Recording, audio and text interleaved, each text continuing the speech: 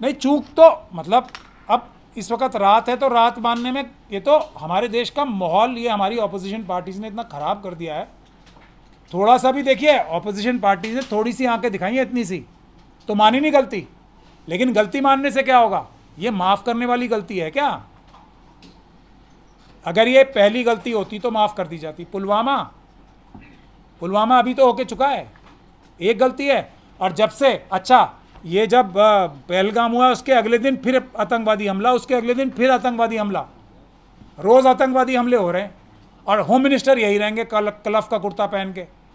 मतलब एक तो सलवट आ जानी चाहिए। एक सलवट नहीं नज़र आती मुझे उनके कुर्ते पे कभी भी, अमित शाह जी के। क्यों? रिलैक्स्ड।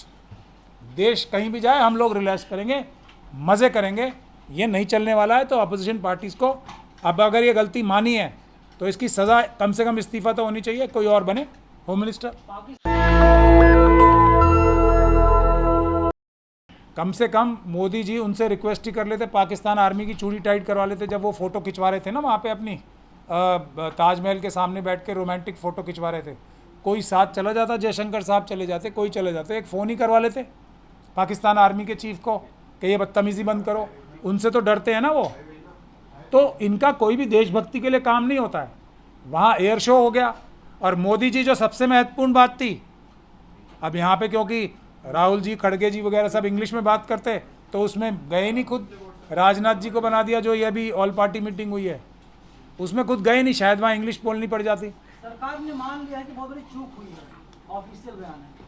नहीं, चूक तो मतलब अब इस वक्त रात है तो रात मानने में, ये तो हमारे देश का माहौल, ये हमारी ऑपोजिशन पार्टीज ने इतना ख़राब कर दिया है। थोड़ा सा भी देखिए, ऑपोजिशन पार्टीज ने थोड़ी सी आंखें दिखाई हैं इतनी सी, तो मानी नहीं गलती। लेकिन गलती मानने से क्या होगा? ये माफ़ करने वाली गलती है क्या? अगर ये पहली गलती होती तो माफ़ कर दी जाती। पुलवामा अभी तो होके चुका है, एक गलती है। और जब से, अच्छा, ये जब पहलगाम हुआ उसके अगले दिन फिर आतंकवादी हमला, उसके अगले दिन फिर आतंकवादी हमला, रोज़ आतंकवादी हमले हो रहे हैं, और होम मिनिस्टर यही रहेंगे कलफ का कुर्ता पहन के। मतलब एक तो सलवट आ जानी चाहिए। एक सलवट नहीं नज़र आती मुझे उनके कुर्ते पे कभी भी, अमित शाह जी के। क्यों? रिलैक्स्ड। देश कहीं भी जाए हम लोग रिलैक्स करेंगे, मज़े करेंगे। ये नहीं चलने वाला है। तो अपोजिशन पार्टीज़ को अब अगर ये गलती मानी है तो इसकी सज़ा कम से कम इस्तीफ़ा तो होनी चाहिए, कोई और बने होम मिनिस्टर। पाकिस्तान की मीडिया कह रही है कि हमारी सरकार मुंहतोड़ जवाब देगी गिरा पत्थर से भारत को। देखिए, वो तो वक्त आने पे पता लगेगा। ये बढ़ के मारने का काम, कोई औकात है पाकिस्तान की? ये देखिए, मुझे नहीं लगता कि भारत की सेना के सामने पाकिस्तान की सेना मैक्सिमम से मैक्सिमम 1 या 2 दिन से ज़्यादा टिक पाएगी। ये हकीकी रियलिटी है। अब बढ़ के मारने के लिए तो कुछ भी मारते रहो कोई। लेकिन सबसे बड़ी बात क्या है इसमें, देखिए फिर क्या खेल हो रहा है जो बहुत इंपॉर्टेंट है। ये जो ISI के एजेंट्स हैं, चाइनीज़ इंटेलिजेंस एजेंसी के एजेंट हैं, ये क्रिमिनल टेलीविज़न वाले, और एक नहीं, हर क्रिमिनल टेलीविज़न वाला, आतंकी टेलीविज़न वाला पाकिस्तान के किसी ना किसी स्पोक्स पर्सन को बुला के भारत को अपने टेलीविज़न से गालियां दिलवा रहा है। और कोई सबूत चाहिए? ये सब लोग ISI के एजेंट हैं, चाहे अर्नब गोस्वामी हो, जितने भी टीवी चैनल वाले हैं, ये सबके तार जो हैं आतंकवादियों से, ISI से जुड़े हुए हैं। पाकिस्तानियों को ऐसे टाइम पे बुला के मौका देना चाहिए कि आओ अपनी भारत को गाली दो हमारी चैनल पे बैठ के। और उसके पैसे कौन दे रहा है? ये सरकार। ये जो एडवर्टीजमेंट मोदी जी देते हैं ना, और जो लोग देखते हैं, TRP बढ़ाते हैं इन लोगों की। मेरा तो ये कहना है, जिस टेलीविज़न चैनल पे कोई भी पाकिस्तानी आके बोलता है डिबेट में, मतलब कोई शर्म नाम की चीज़ बची है क्या? कुछ भी। हर टेलीविज़न चैनल पे जो क्रिमिनल टेलीविज़न है मैं देख रहा हूँ, कोई ना कोई पाकिस्तानी आके बकवास कर रहा है। उसमें लोकतंत्र है भारत की मीडिया में, सबको बोलने का मौका। ये मीडिया है, ये मीडिया है। मीडिया होती तो हम जैसे लोगों को बुलाते ना लाइव, जैसे उनको मौका दे रहे हैं। बुलवाएं मुझे, मैं बताऊंगा अर्नब गोस्वामी के क्या ताल्लुकात हैं ISI से, और पाकिस्तान से क्या ताल्लुकात हैं इन सब के क्रिमिनल्स के। मुझे बुलाएं ना, वो होता है लोकतंत्र। ये ऐसे लोगों को बुला के मौका दे रहे हैं ऐसे सेंसिटिव टाइम पे, मतलब जख्मों पे नमक छिड़कवा रहे हैं ये सब बेईमान लोग, और फिर भी उनको हम पत्रकार बोलते रहे। इंडिया अब आप लोग नहीं बोलते हो इस बारे में। आप तो अभी भी बैठे हो यहाँ पे, आप लोग बोलते हो ना, आप ही मीडिया हो। आप ये टेलीविजन चैनल जो हैं क्रिमिनल्स हैं, उनको मीडिया क्यों कहते हो? कब बंद करोगे? गोदी मीडिया की बात नहीं, गोदी मीडिया नहीं है, क्रिमिनल्स हैं वो। गोदी मीडिया कह के उनका बचाव होता है, फिर आप उन्हें मीडिया कह रहे हो। मैं क्रिमिनल्स बोल रहा हूँ जब उन्हें, वो आईएसआई के एजेंट हैं, चाइनीज़ एजेंट्स हैं वो। देश में मतलब देश को कमज़ोर करने के लिए, भाई को भाई, बहन से बहन को लड़ाने के लिए काम कर रहे हैं वो। अगर क्रिमिनल है तो आप तो सुप्रीम कोर्ट के वकील है, कोर्ट में घसीटिए उनको। मुझे कोई क्लाइंट मिलेगा, घसीटूंगा, ज़रूर घसीटूंगा। जब जिस दिन कोई मिल जाएगा, जब मिला भी है तो मैंने घसीटा भी है, फिर सब लोगों ने माफिया भी मांगी है। पर क्लाइंट होना चाहिए ना, वकील के पास तो अगर क्लाइंट आएगा तो मैं डेफिनेटली एक दिन जब कोई अम्बेडकरवादी सरकार आएगी, ये सब लोग जेल में मिलेंगे। ये जेलों से बाहर नहीं आने वाले कभी भी। इनके अपराध इतने हैं, ये तो एंटी नेशनल देश में बगावत कराने की साजिश में शामिल हैं, पाकिस्तान और चाइना के साथ मिलके। ये तो जेलों से बाहर नहीं आएंगे, कभी भी बाहर नहीं आएंगे, मेरी गारंटी है ये। आने दो कोई अच्छी सरकार, एक नज़र नहीं आएगा इनमें से जो ये पाकिस्तानियों को बुला के यहाँ पे उनको मौका दे रहे हैं ना कि खूब गाली दो भारतीयों को। अल्लाह, हमारे ही सर पे बिठा के उनको हमारे सर पे जूते खिलवा रहे हैं ये बेईमान लोग, और हमारे ही चैनल्स वाले बोलते हैं ये सब आईएसआई के एजेंट्स हैं। ये सब के सब चाइनीज़ और आईएसआई के एजेंट्स हैं, मेरा ये कहना है। सर, ये संदेश क्या देना चाह रहे हैं ये आतंकवादी धर्म पूछ के मारने का देखिए, संदेश क्या है? आतंकवादियों का एक ही संदेश होता है कि वो कमज़ोर लोगों को घात लगा के मारते हैं। धर्म के नाम पे, जाति के नाम पे मारेंगे, रीजन के नाम पे मारेंगे, कलर ऑफ स्किन के नाम पे मारेंगे। मारा है ना लोगों को, काले गोरे के नाम पे भी पीट मारते थे ना लोगों को।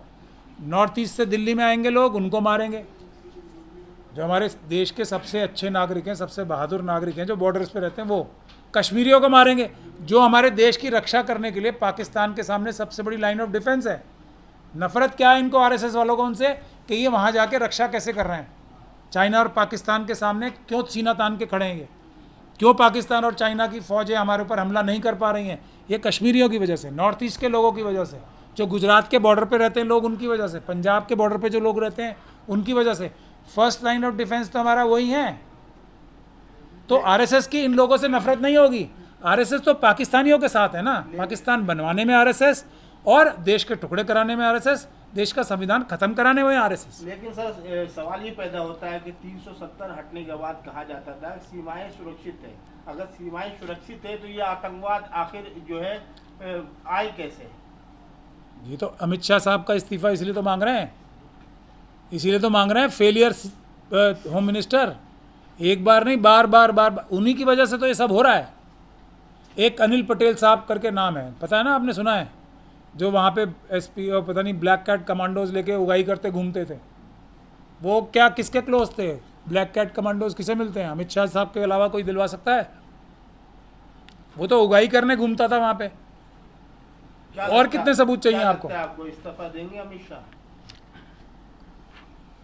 मतलब देंगे खुद ही?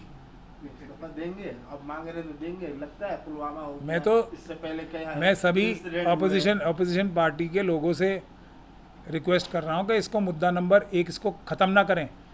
देश के सभी लोग तो खड़े ही हैं, देश के जो भी सरकार में पद पे बैठा होगा उसके साथ, ये प्रधानमंत्री की चेयर के साथ खड़े हैं हम लोग, कोई मोदी जी के साथ नहीं खड़ा है, क्योंकि मोदी जी उस पद पे रह के ठीक काम नहीं कर पा रहे हैं। अमित शाह साहब उस पद पे रह के ठीक काम नहीं कर पा रहे हैं, लेकिन क्योंकि वो पद पे हैं इसलिए हम पद के साथ खड़े हैं। अब एक चीज तो लेकिन इसका मतलब ये नहीं कि हम पद का नुकसान होने दें, देश का नुकसान होने दें। तो वो खुद इस्तीफ़ा नहीं देंगे, उनको पॉलिटिकल पार्टीज़ को सबके सबको मिलकर उनका इस्तीफ़ा मांगना चाहिए, और ये डिमांड जब तक पूरी ना हो जाए ये आंदोलन करना चाहिए उन्हें।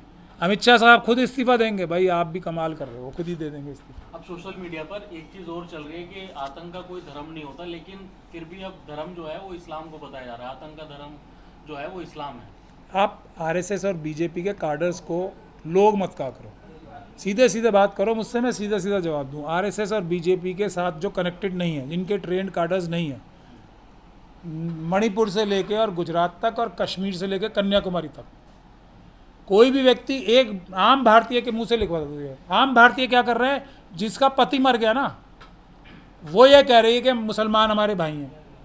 जो लोग टूरिस्ट हैं ना, उनको देखो, जो बच्चा इतना छोटा सा बच्चा है वो बोल रहा है कि ये हमारी सरकार की गलती है, मुसलमानों ने तो हमारी रक्षा की है।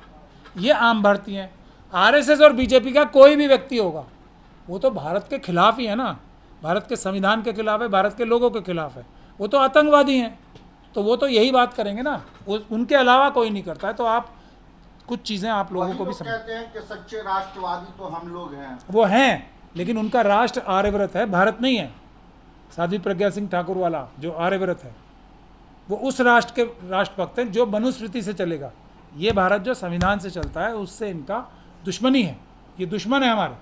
नेशनल दस्तक की आपसे गुजारिश है कि अगर इसको बचाना चाहते हैं तो नेशनल दस्तक को सब्सक्राइब करने के लिए रेड कलर के सब्सक्राइब बटन को दबाएं, फिर बेल आइकन की घंटी दबाएं। नेशनल दस्तक को बचाने के लिए बहुत जरूरी है कि हर खबर को शेयर करें, लाइक करें, कमेंट जरूर करें।